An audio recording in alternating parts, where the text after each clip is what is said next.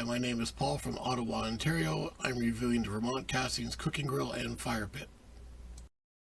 I first tested the grilling by getting some charcoal going. Then I made up some homemade burgers and put on some buns to toast. The burgers cooked really great with some nice char lines, and the buns were nicely toasted on the skillet. Next, I removed the ash pan and converted it to deep fire pit mode and got a fire going.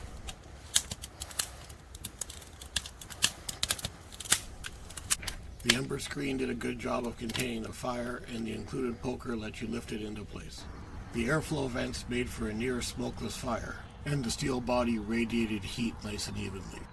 The unit held up well to the high temperatures of the fire.